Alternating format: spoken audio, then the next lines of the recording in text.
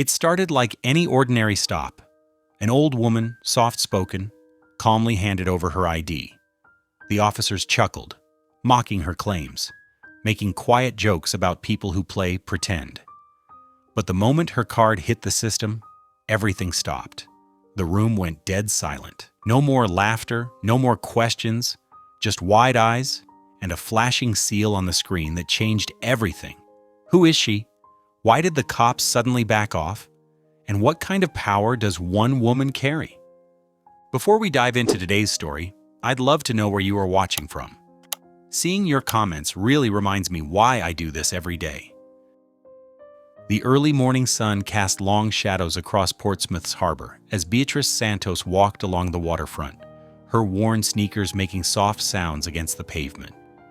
At 68 years old, she moved with a deliberate grace that most wouldn't notice, her simple thrift store cardigan and faded jeans helping her blend into the quiet morning crowd. The convenience store ahead was just opening for the day. Its fluorescent lights flickered to life behind the large windows, where a sleepy clerk arranged magazines on the rack.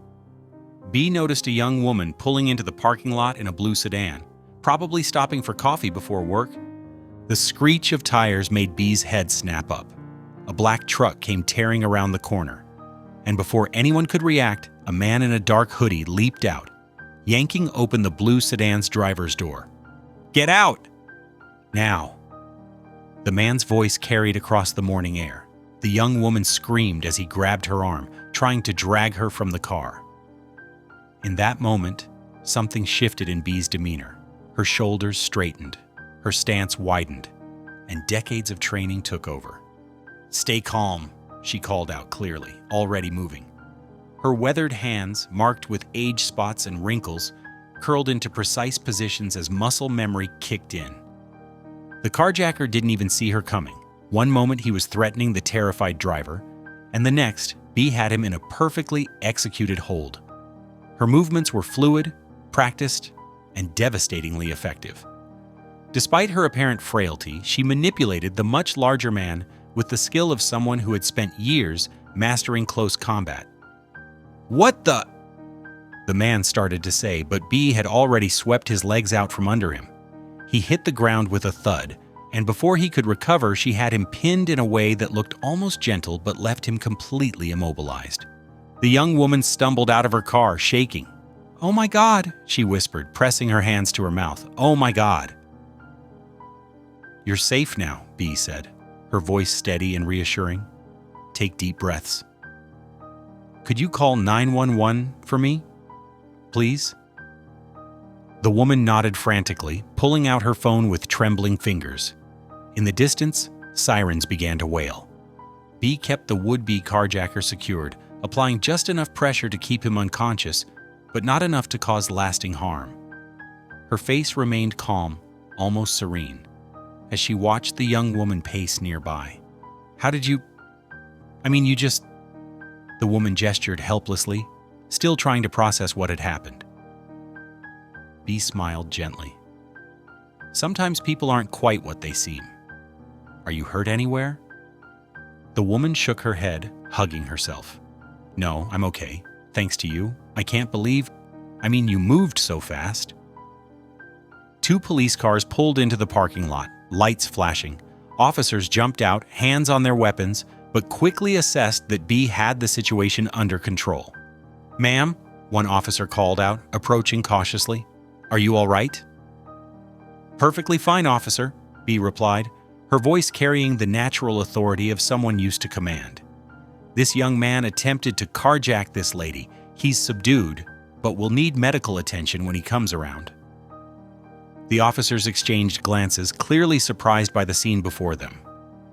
An elderly woman in discount store clothes holding down a man twice her size with professional precision. As the police took control of the situation and paramedics arrived to check on the unconscious carjacker, Bea stepped back, her posture relaxing slightly. She stayed close to the young woman while the officers took their statements, offering quiet words of comfort and a steady presence. "I'm Emily," the woman finally said, wiping her eyes. "I don't know how to thank you." "No thanks needed," B replied softly. I'm just glad I could help. The officers finished their report, looking at B with newfound respect as they noted her practiced responses and the precise way she described the incident. One of them squinted at her thoughtfully. Ma'am, if you don't mind me asking, that takedown technique? B just smiled, adjusting her cardigan. Some skills stay with you, officer, even after retirement. As the morning crowd gathered at the edges of the police tape, B remained a calm presence in the center of the chaos. Her weathered hands, which had moved with such deadly precision minutes before, now gently patted Emily's shoulder. To anyone watching, she looked like nothing more than a kind grandmother comforting a scared young woman. But the unconscious carjacker on the ground, the professional nods from the paramedics checking his vital signs, and the way the police officers had started addressing her with subtle deference told a different story. Beneath her carefully cultivated appearance of an ordinary elderly woman lay the heart and skills of a warrior who had never forgotten her duty to protect. Sergeant Rick Castellano pulled into the convenience store parking lot with Officer Jenny Wu riding shotgun in their patrol car. The morning sun glinted off the store's windows as they surveyed the scene before them. What had been called in as a routine carjacking incident seemed oddly calm, with an elderly woman sitting peacefully next to an unconscious man on the ground. Officer Wu's eyes narrowed as she watched the gray-haired woman in the worn cardigan. Despite her seemingly frail appearance, there was something about the way she positioned herself, maintaining clear sight lines, keeping the suspect in her peripheral vision, staying aware of all entrance and exit points. Look at her positioning, Wu murmured to Castellano. That's not civilian behavior. Castellano snorted, adjusting his belt as he stepped out of the car. Probably just watches too many cop shows. They approached the scene where paramedics were checking the unconscious suspect's vitals. The elderly woman stood up slowly, her movements controlled and precise. I'm Sergeant Castellano.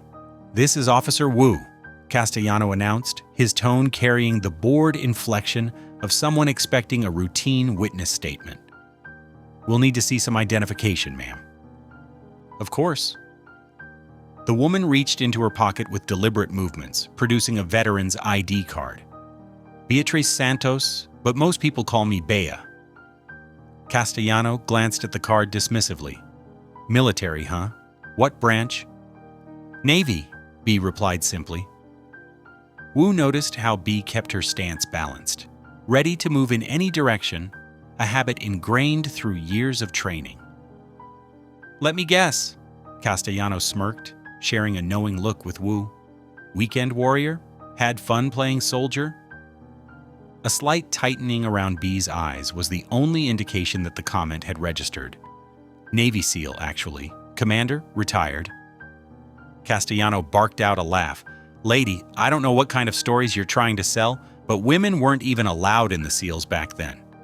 Why don't you stick to the facts about what happened here? Yeah, Wu chimed in, though something about B's calm demeanor made her slightly less certain. There's no way you could have been a SEAL. B's weathered hands remained relaxed at her sides as she met their skeptical gazes. I understand your disbelief. The program wasn't public knowledge at the time? Right, Castellano drawled, rolling his eyes. Secret women SEALs. Next you'll tell us you've got a Medal of Honor in your sock drawer. The young woman from the attempted carjacking, who had been giving her statement to another officer, stepped forward. She saved me. You should have seen how she moved. It was amazing. Ma'am, Wu said condescendingly to B, making up military service is actually a crime. We take stolen valor very seriously. B's face remained impassive, but her voice carried a quiet authority that made Wu pause. I'm well aware of that, officer. Perhaps we should focus on the incident at hand? Oh, we'll get to that, Castellano said, his tone growing more mocking. Right after you tell us more about your top-secret SEAL missions. Must have been quite the adventure fighting bad guys between bingo nights. Several other officers had gathered around now, some snickering at Castellano's comments. Bee stood perfectly still, her posture straight but not rigid, her breathing controlled and even. The suspect approached from the northwest corner of the parking lot, she began, ignoring the taunts. He displayed clear signs of methamphetamine use, dilated pupils, excessive sweating, erratic movements. "Whoa, now she's a drug expert too," one of the younger officers called out, prompting more laughter. Wu watched as Bee continued her report, noting how she used proper tactical terminology and described the takedown sequence with technical precision. Despite herself, Wu felt a niggling doubt about their assumptions. "Listen, lady," Castellano interrupted, his patience wearing thin. "We appreciate citizens who want to help, but you need to stop with these delusions. It's sad, really. I get it.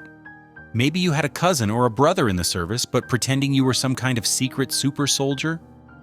That's just pathetic."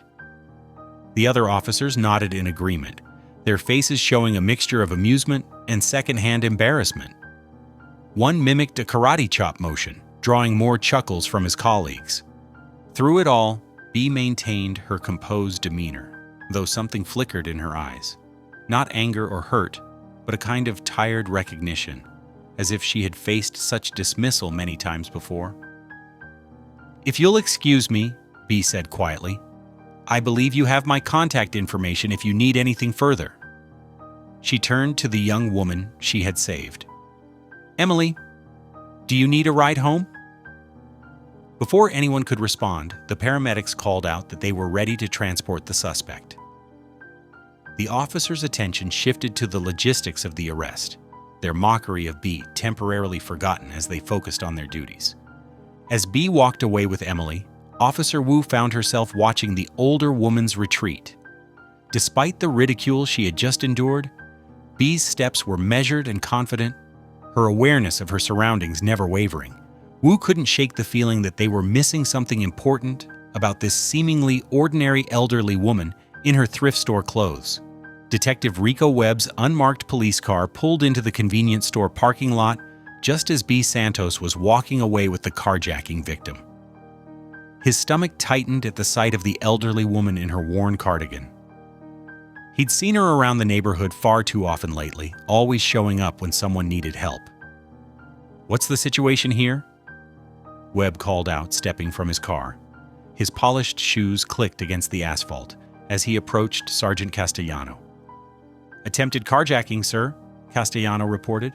"Suspects headed to the hospital. That old lady over there," he gestured toward Bee's retreating figure, "claims she took him down. Says she's some kind of secret woman Navy SEAL." Webb's jaw clenched.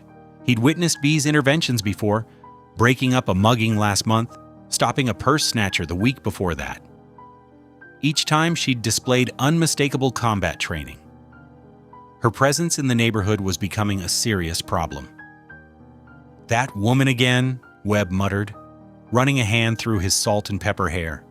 "I've dealt with her before. There's something not quite right there." Officer Wu turned toward him, curiosity evident in her expression. "You know her, Detective?" Webb carefully arranged his features into a mask of professional concern.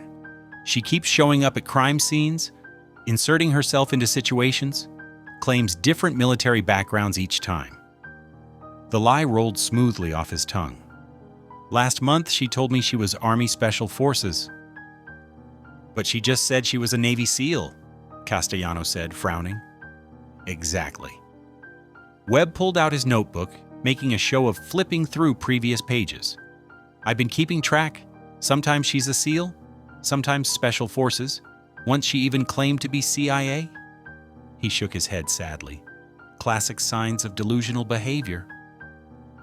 The other officers gathered closer, their earlier amusement turning to concern. Webb knew how to play to an audience, keeping his voice low and professional. "The hero complex is what worries me most," he continued. "She's constantly putting herself in dangerous situations, convinced she's some kind of special operative. One of these days, she's going to get herself or someone else hurt." Wu's earlier doubts about Bee seemed to waver. "Should we be concerned about her being with that victim right now?" Webb pulled out his phone, pretending to check something. Emily Chen, the victim? Her family owns the Golden Palace restaurant on 4th Street, right? That's right, Castellano confirmed. Webb's pulse quickened. The Golden Palace was one of Harold Vance's gambling operations. If Bea was getting close to the Chen family, she might start noticing things she shouldn't. I'll handle the paperwork on this one, Webb said, his mind already crafting the narrative. We need to document this pattern of behavior before something tragic happens. He walked to his car and retrieved his laptop, settling into the driver's seat. His fingers moved swiftly across the keyboard as he began composing his preliminary report. Subject displays persistent delusional behavior, including false claims of military service and compulsive insertion into criminal incidents. Pattern suggests potential hero syndrome with dangerous escalation of risk-taking behaviors. Recommend psychological evaluation. Through his windshield, Webb watched the cluster of officers still discussing Bea. He'd planted the seeds of doubt perfectly. They'd now view every interaction with her through the lens of mental instability. His phone buzzed with a text from Harold Vance. Situation at Golden Palace handled?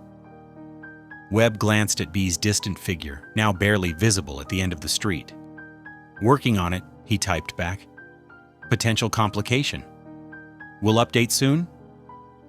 Returning to his report, Webb carefully crafted language that would raise red flags without being too obvious. He included terms like paranoid ideation and grandiose military delusions, knowing they would make their way into future police interactions with Bea. Officer Wu approached his car window. Detective, should we add anything about her behavior to our incident reports? Good thinking, Webb nodded approvingly. Note any unusual statements or actions. We need to establish a paper trail in case things escalate. As Wu walked away, Webb sat back in his seat, considering his next moves. Bea Santos was sharper than the average citizen. Her situational awareness and tactical skills were genuine, regardless of their source. If she started connecting the dots between the restaurants, the gambling operations, and the police department's selective blindness, everything he'd built could crumble. The report would be just the beginning. He'd need to orchestrate a careful campaign to undermine her credibility completely. Perhaps a few well-placed calls to adult protective services, suggesting concerns about her mental competency to live alone. Some quiet words to local business owners about her disturbing behavior. Webb saved his report and closed his laptop. Through his rearview mirror, he watched the last police cars pulling away from the scene. He'd handled threats to the operation before, but something about Bea Santos made him uneasy. Those steady eyes had seen too much, and that military bearing, whether earned or imagined, spoke of someone who wouldn't back down easily. He pulled out his phone again and dialed Vance's number. This wasn't a situation he could handle alone. They needed to deal with Bea Santos before she became an even bigger threat to their operation. Bea Santos sat at her small kitchen table, carefully organizing a growing collection of handwritten notes and photographs. 3 weeks had passed since the carjacking incident, and things had taken a troubling turn. Police cars drove past her apartment building more frequently now, slowing down as they passed. Yesterday, a social worker had shown up at her door, citing anonymous concerns about her ability to live independently. A gentle knock interrupted her thoughts. Through the peephole, she saw Tommy Willow's friendly face. The young paramedic had been checking on her regularly since the carjacking, where he'd treated the unconscious criminal and witnessed her calm handling of the situation. "Come in, Tommy," Bea called out, quickly gathering her notes into a folder. Tommy entered, still wearing his paramedic uniform. "Brought you some of that tea you like," he said, holding up a paper bag. "How are you holding up?" "Oh, you didn't have to do that." Bea's weathered hands wrapped around the warm cup he poured. "But I'm glad you did." Tommy settled into the chair across from her, his kind eyes studying her face. "I heard about the social worker visit. Detective Webb's doing, I'm guessing?" "Most likely." Bea took a sip of tea. "He's been busy spreading stories about my supposed mental state, but that's not what worries me most right now." She pulled out the folder, spreading several papers across the table. Mrs. Chen from apartment 3B lost her entire retirement savings last month. Mr. Peterson in 5A lost $45,000 2 weeks ago, both at the Golden Palace restaurant. Tommy leaned forward, examining the careful notes. The restaurant where the carjacking victim works? One of 6 restaurants owned by Harold Vance, B explained. They run private card games in the back rooms. The dealers are crooked, the deck is stacked, and they target elderly residents who are lonely and looking for social connection. How did you find all this out? People trust me? B's voice softened. Mrs. Chen broke down crying in the laundry room last week. Once she started talking, others came forward too.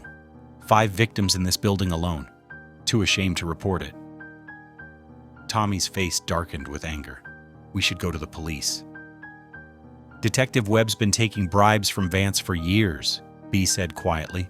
I've watched the handoffs myself. That's why he's trying so hard to discredit me now. I believe you, Tommy said firmly. I saw how you handled that carjacker. Those weren't the moves of someone who's delusional. That was professional training. B studied him for a long moment, then reached into her drawer and pulled out a worn leather wallet. Inside was a special identification card, one that very few people had ever seen. Tommy's eyes widened as he read it. You really were a SEAL, he whispered. One of the first women in the program, B confirmed. It was classified then, still is in many ways. That's why Webb's lies about me claiming different military backgrounds are so effective. I can't exactly show this ID to everyone. A knock at the door made them both tense. Through the peephole, B saw Mrs. Chen, her eyes red from crying. Come in, Emily, B called softly. The elderly Chinese woman entered, clutching her purse tightly. I'm sorry to bother you, B, but... She noticed Tommy and hesitated. It's okay, B assured her. Tommy's a friend. He wants to help. Mrs. Chen sank into a chair. They called again. Said if I don't come back to play tonight, they'll tell my children how much I lost. I can't bear for them to know. B reached across the table and took Mrs. Chen's trembling hand. You're not alone anymore. We're going to stop them. But how? Mrs. Chen whispered.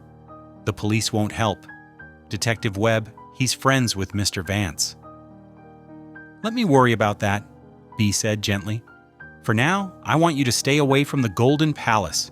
Can you do that for me? Mrs. Chen nodded, wiping her eyes. After she left, Tommy turned to B with determination in his face. I want to help, he said. Whatever you're planning, count me in. B studied him thoughtfully. It could be dangerous. Webb and Vance won't give up their operation easily. I don't care, Tommy insisted. What they're doing to these people, it's wrong. And the way they're trying to discredit you, that's wrong too. B felt something warm in her chest, an emotion she hadn't experienced in years.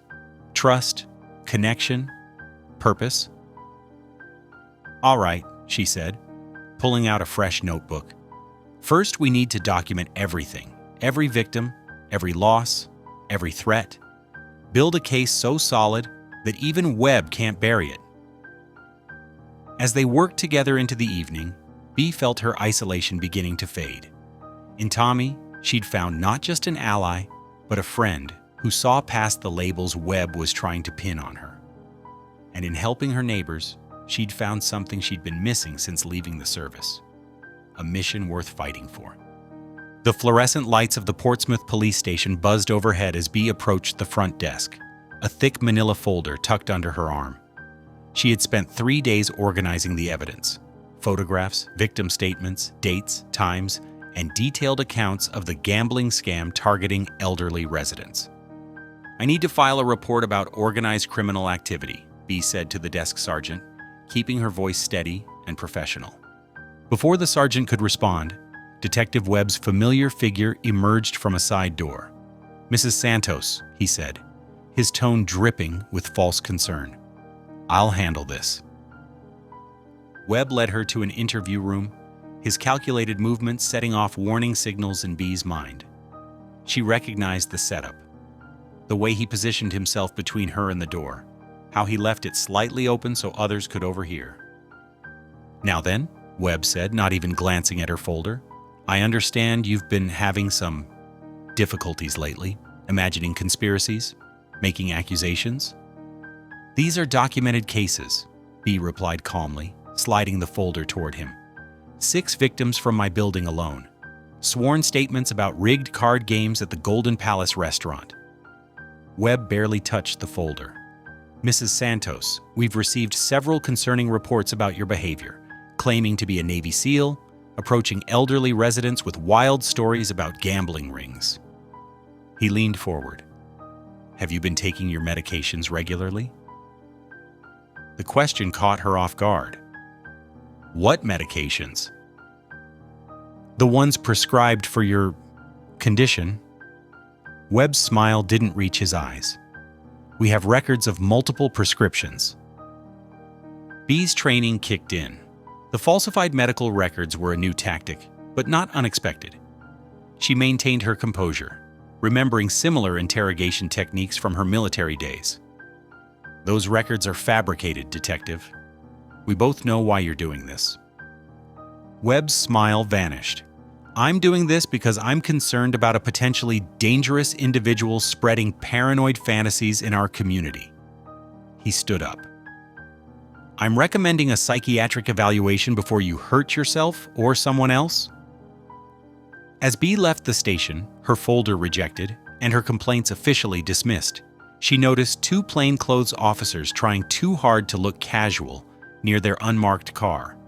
Their positioning, the way they avoided direct eye contact while tracking her movements, standard surveillance techniques she'd both used and evaded during her career.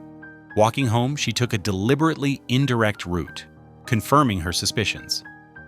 They followed at a distance, making rookie mistakes that brought back memories of training young operatives. 1 car became 2, then 3 over the next few days. They watched her apartment, monitored her visits to the grocery store, tracked her conversations with neighbors. Bee began her counter-surveillance methodically. She kept a detailed log of every vehicle, every face, every pattern. Her small apartment became a command center, with Tommy helping her document Webb's movements. They photographed his meetings with Harold Vance behind the Golden Palace, captured videos of money changing hands. "They're watching the building entrance now," Tommy reported one afternoon, keeping his voice low as he helped Bee with her groceries. "2 new guys I haven't seen before." Bee nodded, having already spotted them. "Webb's getting sloppy, using too many inexperienced officers, burning too many resources." "Aren't you worried?" Tommy asked. "About the psychiatric evaluation threat?" "It's just another intimidation tactic," Bee replied, though she had already taken precautions. She'd contacted her old commanding officer, secured copies of her classified service records, and established a dead man switch that would release evidence of Webb's corruption if anything happened to her. The surveillance intensified over the next week. Webb's team followed her to church, to the library, even tracked her morning walks along the harbor. But Bee knew something they didn't: how to use their own surveillance against them. Every time they followed her, she was leading them exactly where she wanted them to go, building a map of their operations, identifying every player involved. One rainy Tuesday, Bee spotted Webb himself parked outside her building, watching her windows through binoculars.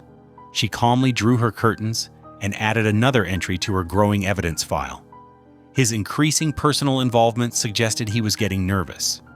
"Your neighbors are scared," Tommy told her that evening, helping her organize surveillance photos. "Webb's people have been asking questions about you, suggesting you might be dangerous."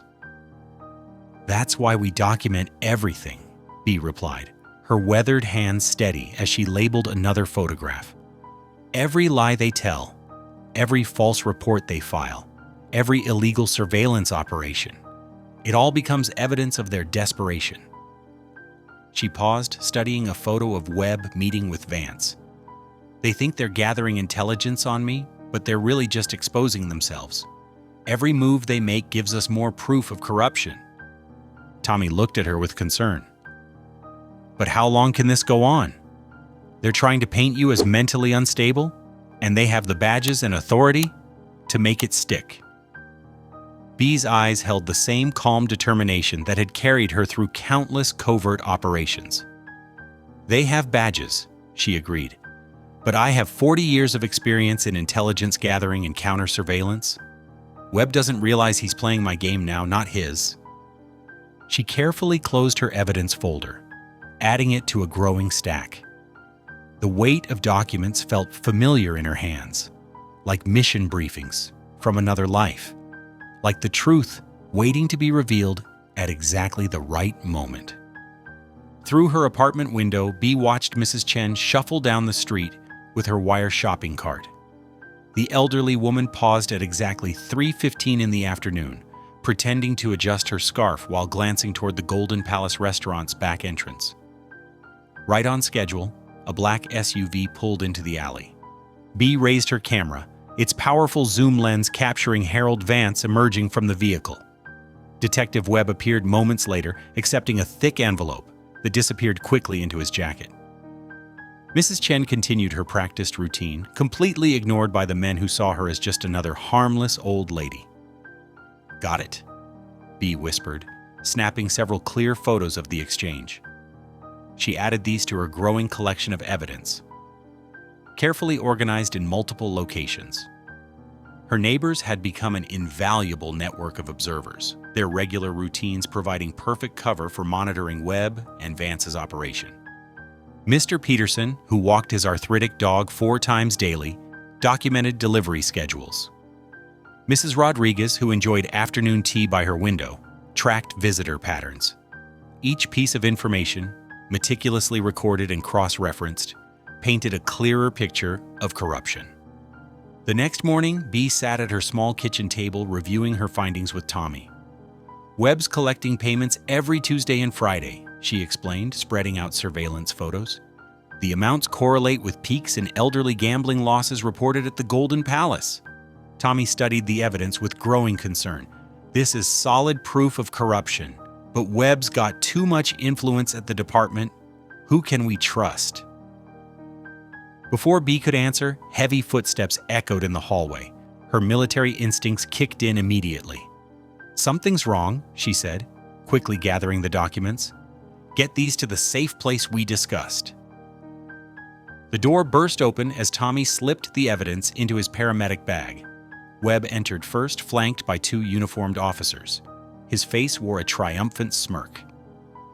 "Beatrice Santos," Webb announced loudly, "you're under arrest for disturbing the peace and filing false police reports."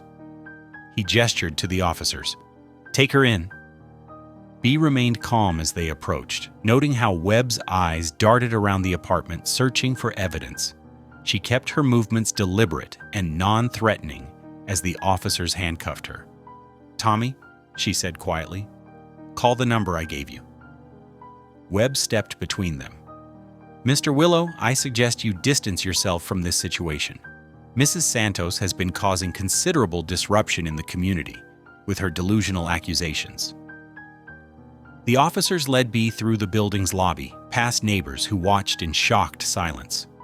Webb made sure to speak loudly enough for everyone to hear. "It's sad when elderly residents become confused and paranoid, but we can't allow false accusations against respected business owners to continue." At the station, Webb personally handled her processing, making a show of examining her veteran's ID card. "We'll run this through standard channels," he said meaningfully, deliberately avoiding the secure military database that would confirm her service record. "Though I doubt we'll find anything to support your creative stories about being a Navy SEAL." They placed her in a holding cell, the metal door clanging shut with finality. Webb leaned against the bars, his voice low and smug. "You should have stayed in your lane, Mrs. Santos. Now everyone will see you for what you are." Just another confused old woman causing trouble. Bee sat quietly on the hard bench, her posture military straight despite the handcuffs. She watched Webb's satisfaction grow with each passing hour as no one came to her defense. He paraded fellow officers past her cell, sharing knowing looks and head shakes at the delusional, elderly woman. Through it all, Bee maintained her composed demeanor, remembering far worse situations she'd endured during her service. She noticed Webb's increasing agitation as her calm persistence contrasted with his narrative of a mentally unstable troublemaker. "Still waiting for someone to confirm your Special Forces fairy tale?" Webb taunted during a late-night check. "Interesting how nobody's shown up to support your claims?" Bee simply smiled, which seemed to unnerve him more than any response. She had spent decades perfecting the art of patience during operations. Webb's amateur psychological warfare was nothing compared to her training. As night fell, she observed the shift changes, noting which officers seemed uncomfortable with her detention and which were clearly in Webb's pocket. She memorized faces, timing patterns, and security protocols. Intelligence that could prove useful later. Through her cell window, she caught glimpses of Webb questioning Tommy, who had returned to check on her. She watched the detective's frustrated body language as Tommy refused to reveal anything about their investigation. Her young friend was learning quickly about standing firm under pressure. Webb's final visit came near midnight. "Comfortable?" he asked, his facade of concern wearing thin. "You could have avoided this embarrassment by minding your own business. Now everyone knows exactly what kind of attention-seeking troublemaker you really are." Bee met his gaze steadily. "You're right about one thing, Detective. After today, everyone will know exactly who we really are." Her quiet confidence made Webb's smile falter slightly as he walked away. He had orchestrated this arrest to humiliate her, to demonstrate his power, to gather intelligence about her support network. But his show of force had revealed more about his own weaknesses than he realized. Night Shift Sergeant Maria Delgado stifled a yawn as she settled into her desk, replacing the day shift booking officer. She began methodically processing the backlog of paperwork, including the elderly woman brought in earlier on disturbing the peace charges. Something about the case felt off, especially given Detective Webb's unusual personal involvement in a minor arrest. Delgado picked up Bee's veteran ID card, studying it more carefully than Webb had. In the fluorescent lighting of the quiet station, she noticed a tiny holographic seal in the corner, one she recognized from her time in military administration. Her eyes widened as she quickly plugged the ID number into the secure military database, not the standard system Webb had used. Red warning messages immediately flooded her screen. Within seconds, her computer locked down and a priority alert flashed across the monitor. The phone on her desk rang sharply, making her jump. "This is Agent Cooper, Department of Defense," a stern voice announced. "We've detected access to a classified service record. Please confirm your current location and security clearance." Delgado's hands trembled slightly as she provided the requested information. The gravity of the situation became clear as additional security protocols activated throughout the station's computer system. "Ma'am," Agent Cooper said, his tone shifting from stern to urgent, "do you currently have Commander Beatrice Santos in custody?" "Yes, she was brought in this afternoon on minor charges." Commander Santos is a Medal of Honor recipient and former Navy SEAL. Her service record is classified at the highest levels. We're contacting Admiral Patricia Reeves immediately. Do not process any further paperwork until federal authorities arrive. Word spread through the station like wildfire.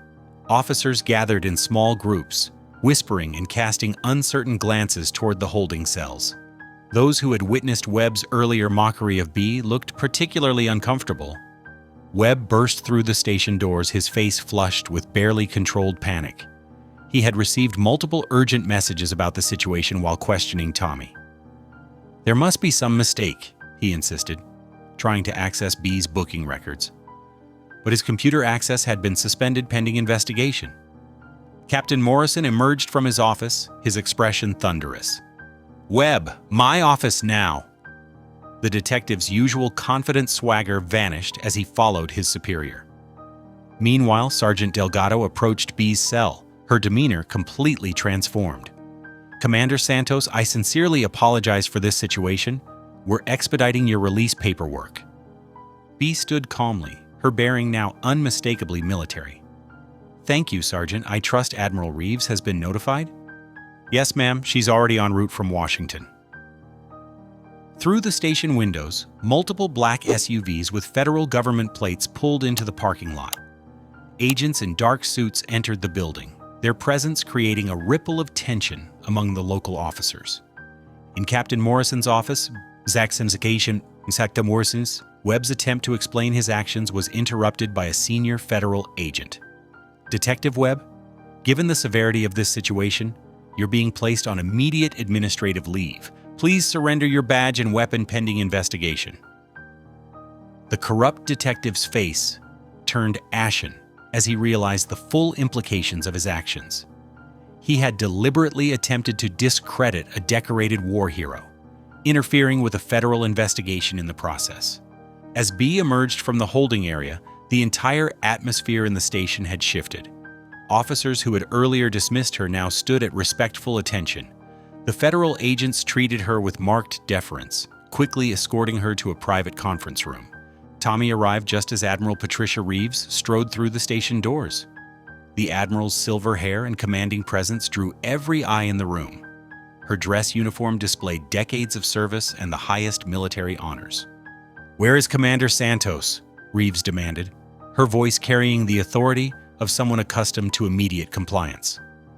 When B emerged from the conference room, the two women shared a moment of silent communication born from years of classified operations together.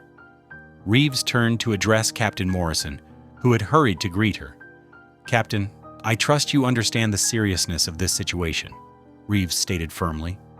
Commander Santos's service record includes operations so classified that most of the documentation still won't be declassified for another 50 years.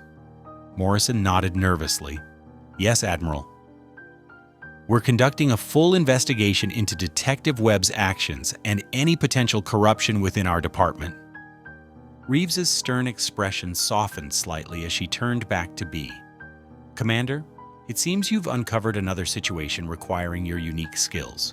Shall we discuss the details somewhere more private?" As they prepared to leave, B caught sight of Webb being escorted to an interrogation room by federal agents. The detective's earlier arrogance had crumbled, replaced by the desperate look of someone watching their carefully constructed world collapse. Sergeant Delgado approached with B's personal effects, handling them with newfound respect. "Commander, your belongings, and please accept my personal apology for this entire incident." "No apology needed, Sergeant," B replied kindly. "You did your job properly. That's all anyone can ask." Admiral Patricia Reeves sat across from Captain Morrison in his office, her military bearing making his spacious room feel somehow smaller. She placed a thick folder on his desk, each page marked with various security classifications. "This contains the declassified portions of Commander Santos's service record," Reeves explained, her voice carrying decades of authority. 27 confirmed operations, 15 presidential citations, and the Medal of Honor. The full details of most missions remain classified, but this should clarify any doubts about her credibility. Morrison wiped sweat from his forehead as he reviewed the documents. "Admiral, I want to assure you that Detective Webb's actions do not reflect our department's standards." "They certainly don't," Reeves agreed sharply, "which is why I've already contacted the Federal Bureau of Investigation. This goes far beyond a corrupt detective. Commander Santos has uncovered a sophisticated criminal enterprise targeting vulnerable seniors." In the adjacent conference room, B sat with two FBI agents, methodically laying out her evidence against Webb and Vance's organization. Her detailed observations and intelligence-gathering skills impressed even the veteran investigators. "The gambling operation is just the surface," B explained, spreading out her carefully documented notes. "They're using the restaurants to launder money from multiple criminal enterprises. The elderly victims are specifically chosen because they're less likely to report the crimes." Special Agent Marcus Chen nodded appreciatively. "Your surveillance techniques are impressive, Commander. This is exactly what we needed to expand our investigation." Meanwhile, in a dimly lit office above one of his restaurants, Harold Vance received increasingly disturbing reports about the federal presence at the police station. His carefully manicured nails drummed nervously on his mahogany desk as his security chief delivered the latest update.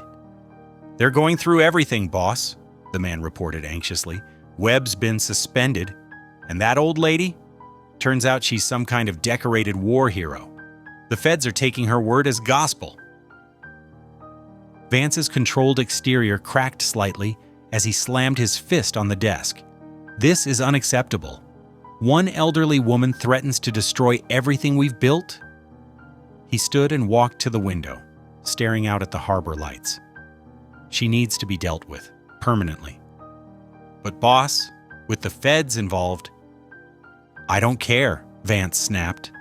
"Without her testimony, they'll have nothing concrete. Make it look like an accident. A tragic fall in her apartment, a mugging gone wrong. I don't care how. Just get it done." Across town, Detective Webb sat in a federal holding cell, his world crumbling around him.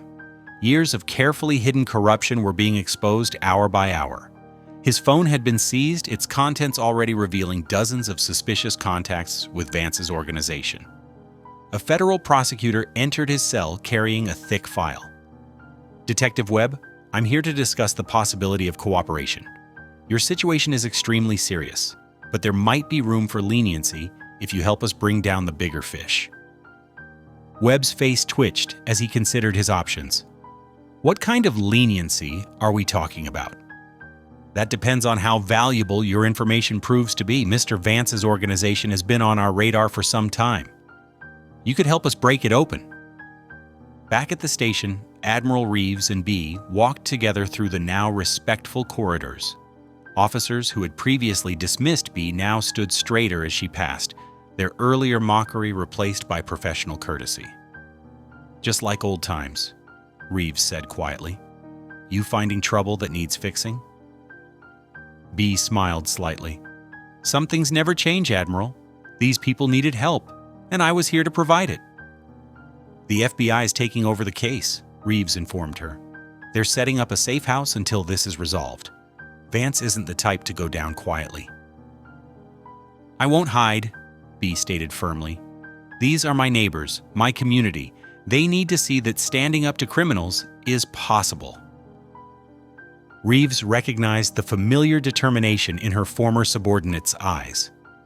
"At least accept protection. I didn't spend all those years training you to lose you to some two-bit criminal's desperate play." As they discussed security arrangements, Vance's men were already beginning surveillance of Bee's apartment building. They watched from unmarked cars, noting her routines and identifying potential opportunities. Inside the federal building, agents began connecting years of suspicious activity to Vance's organization. Webb's seized phone records provided crucial links, while Bee's detailed documentation offered the context needed to understand the full scope of the operation. Special Agent Chen updated his superiors. "We're looking at a multi-state criminal enterprise. Money laundering, fraud, illegal gambling, and now conspiracy to obstruct justice. Commander Santos's evidence is the keystone that ties it all together." The investigation expanded hourly as more victims came forward, encouraged by Bee's example. Each new testimony reinforced the pattern of systematic exploitation that had gone unchecked for years. But in his restaurant office, Vance continued plotting Bee's elimination, convinced that silencing her would derail the investigation. His desperation grew as more federal agents appeared in Portsmouth, their presence threatening the criminal empire he'd spent decades building. "I want it done within 48 hours, he ordered his security chief, "before she can testify formally. After that, it won't matter what she knew." Bee sat in her modest apartment, reviewing security measures she'd implemented over the past few days. Her military instincts had never left her, even after all these years. The setting sun cast long shadows through her windows, and something felt off. She couldn't explain it, but that familiar tension in her gut, the one that had saved her life countless times before, was screaming danger. Through her window, she noticed an unmarked van pulling up to the curb. 4 men stepped out, their movements too coordinated, too purposeful. They wore maintenance uniforms, but their boots were tactical grade. One adjusted his jacket, revealing the telltale bulge of a concealed weapon. "Here we go," B muttered, immediately moving into action.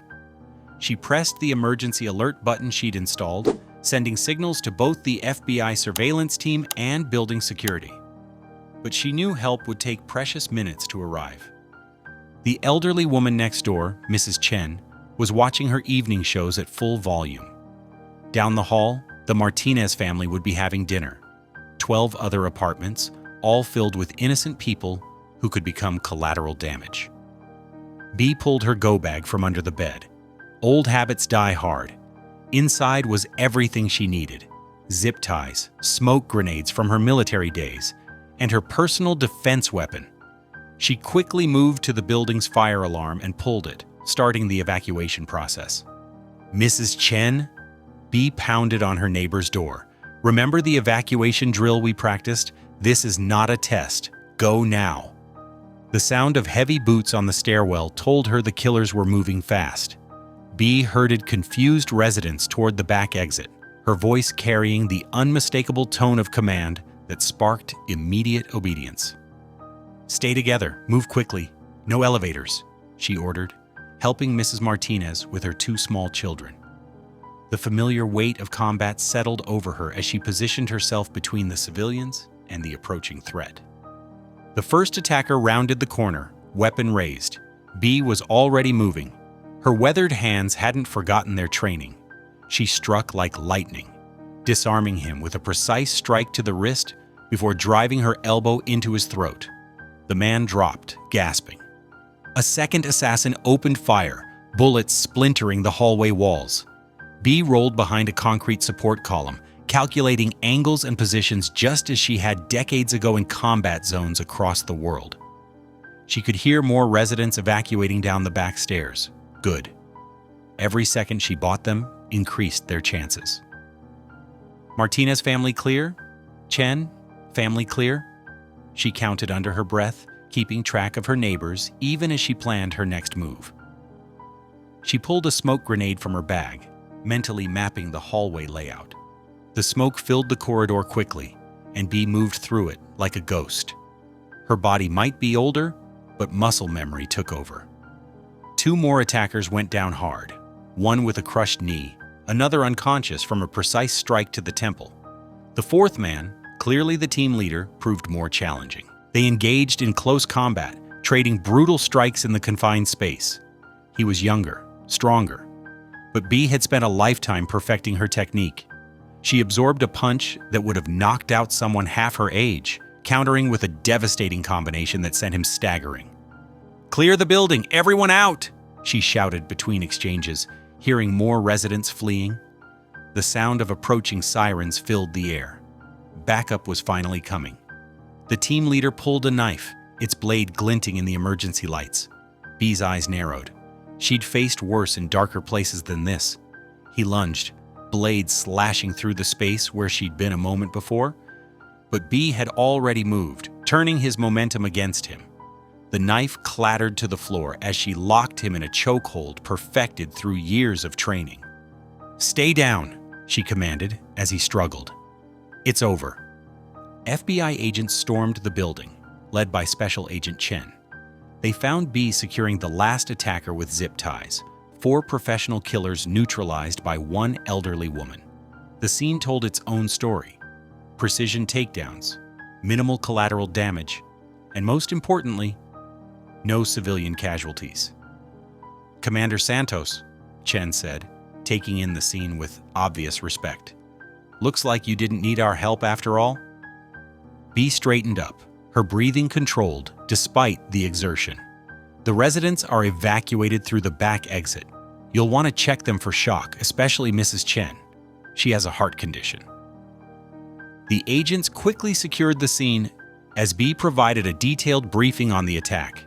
Her tactical assessment was precise, professional, demonstrating why she'd earned every one of her decorations. Outside, residents gathered in the parking lot, shaken but unharmed. They watched as the attackers were led out in handcuffs, finally understanding why their elderly neighbor had insisted on all those emergency drills.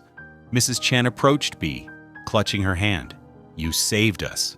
All this time we thought you were just a nice retired lady who worried too much." B patted her hand gently. Sometimes the best protection comes from being underestimated. She turned to Agent Chen, her expression hardening. These men will talk. Vance just made his last mistake.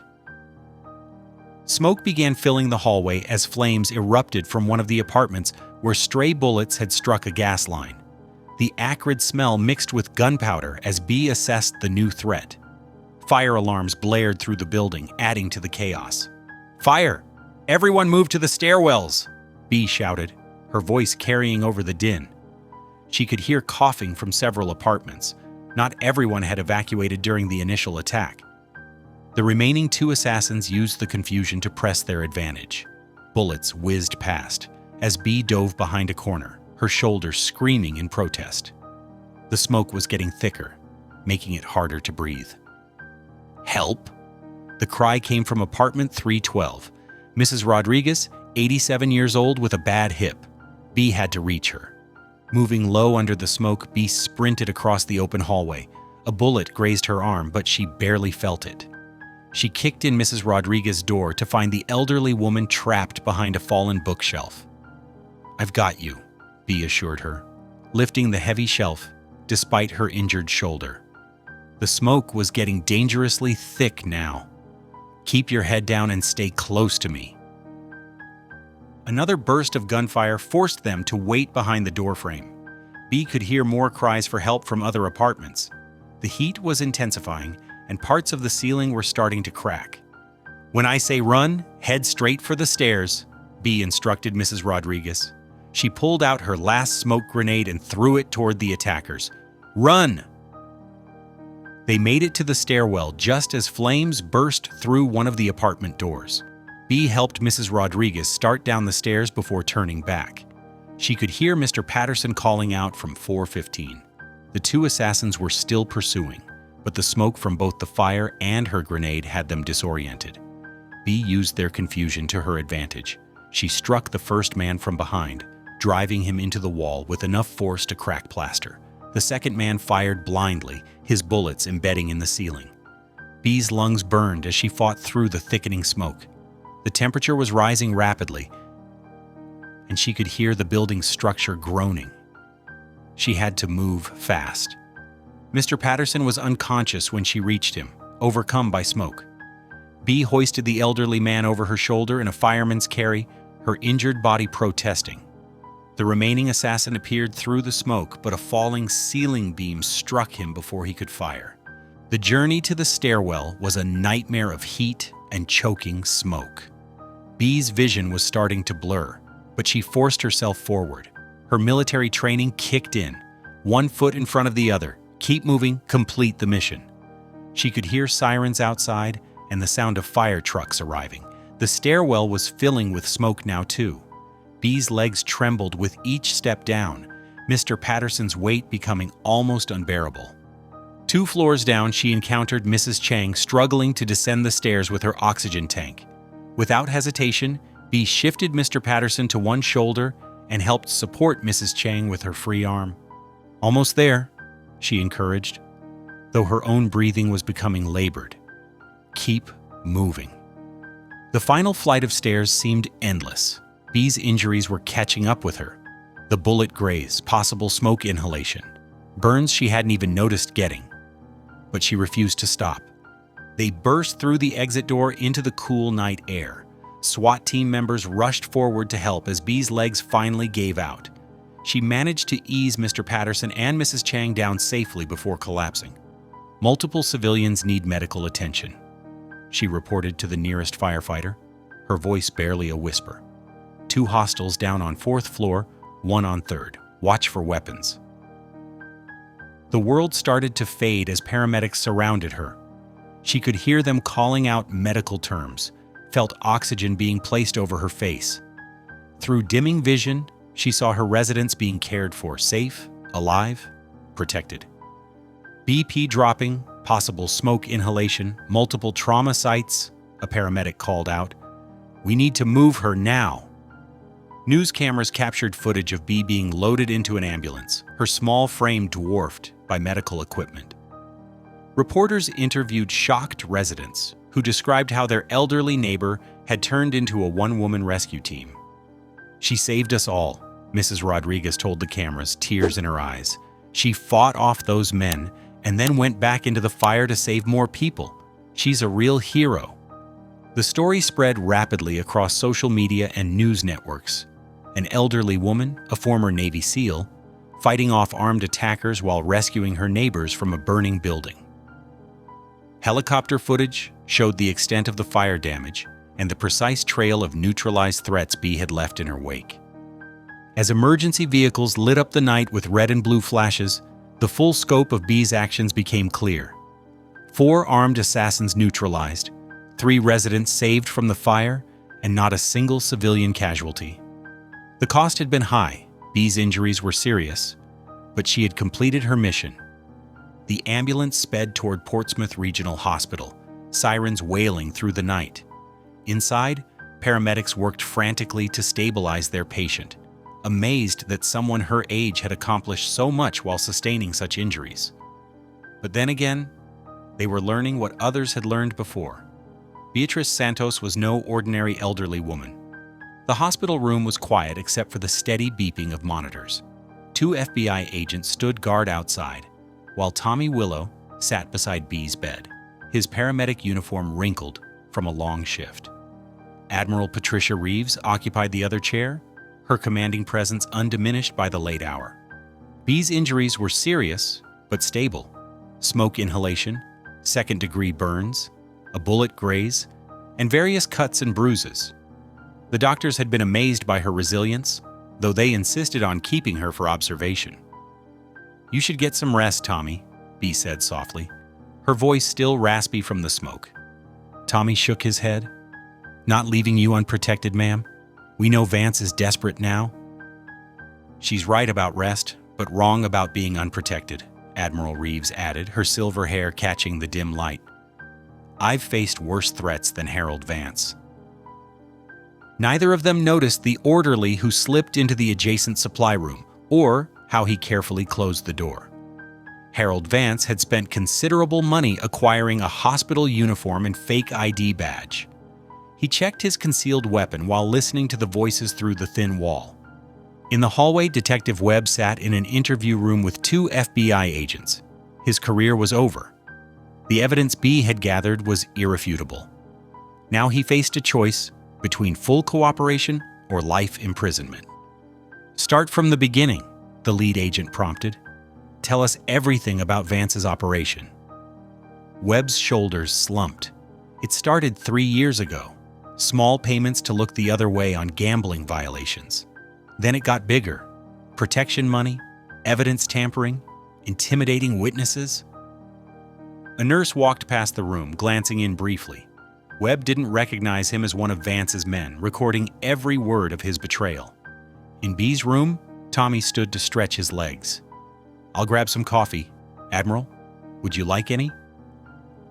Before she could answer, the supply room door burst open. Vance emerged holding a pistol, his hospital disguise discarded. "Nobody moves." Tommy froze halfway to the door. Admiral Reeves remained seated, her expression calm but alert. Bee's heart monitor picked up speed slightly, the only indication of her response. "It's over, Vance," Bee said quietly. "Webb's talking to the FBI right now." "Nothing's over until I say it is," Vance snarled, his polished businessman facade cracking. "You've cost me everything I've built. Now you'll watch While you what?" Admiral Reeves interrupted, standing slowly. "Shoot an unarmed, injured woman in a hospital bed? With FBI agents outside and cameras recording every angle of this room?" Vance's gun hand trembled slightly. "You don't understand. I can't let her testimony." "Your man is already giving his testimony," Tommy cut in, his voice steady despite his fear. "Detective Webb is telling the FBI everything right now." In the interview room, Webb was indeed breaking down completely. Years of guilt poured out as he detailed every aspect of Vance's criminal empire: the elderly victims, the rigged games, the bribes, the threats of violence. "He's got someone in the hospital right now," Webb suddenly realized. He always talks about handling things personally when they're important enough. The FBI agents immediately radioed for backup. Within seconds, agents were converging on the hospital floor from multiple directions. Back in B's room, Vance heard the approaching footsteps, his face contorted with rage and desperation. "This is your fault! You couldn't just stay quiet like a good little old lady?" "No," B replied calmly. "I couldn't watch you prey on innocent people. Not then, not now, not ever." Admiral Reeves had shifted position almost imperceptibly, placing herself between Vance and B. Tommy also moved slightly, ready to act if needed. The door burst open as FBI agents flooded in, weapons drawn. "Harold Vance, drop your weapon!" Vance's business instincts finally overcame his rage. He carefully placed the gun on the floor and raised his hands. As agents cuffed him, he stared at B with a mixture of hatred and disbelief. "How?" he demanded. "How did one old woman bring down everything?" "You underestimated her," Tommy answered, "just like everyone else did." "No," Admiral Reeves corrected. "He underestimated justice. Commander Santos just helped it catch up with him." Agents led Vance away, while others collected his weapon and documented the scene. In the hallway, Webb watched his former boss being escorted to a waiting vehicle. His testimony would help ensure both of them faced lengthy sentences. Within hours, FBI raids targeted every business in Vance's organization. His restaurants were shut down, his accounts frozen, and his co-conspirators arrested. The evidence B had gathered, combined with Webb's testimony, created an airtight case. Tommy sat back down beside B's bed, his hands still shaking slightly from the confrontation. "It's really over?"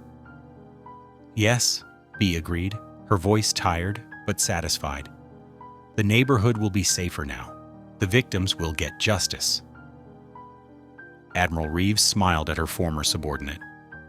"You never could walk away from a fight worth fighting, could you, Commander?" "Some missions don't end with retirement, Admiral," B replied, closing her eyes as exhaustion finally overtook her.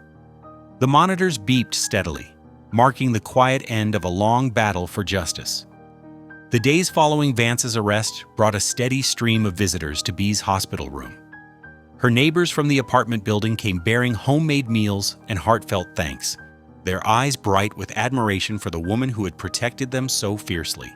Mrs. Chen from apartment 3B brought steaming containers of soup. "You saved my grandson's college fund," she said, squeezing B's hand. "All the money I almost lost to those card games, I can still help him study medicine now." The room filled with flowers, cards, and small gifts, but more importantly, it filled with stories and laughter as people shared their lives with her. For the first time in decades, B felt the warmth of true connection, replacing her self-imposed isolation. Sergeant Rick Castellano visited one afternoon, his usual bravado replaced by genuine remorse. "Commander Santos," he said, standing at attention, "I owe you the deepest apology. My behavior was inexcusable."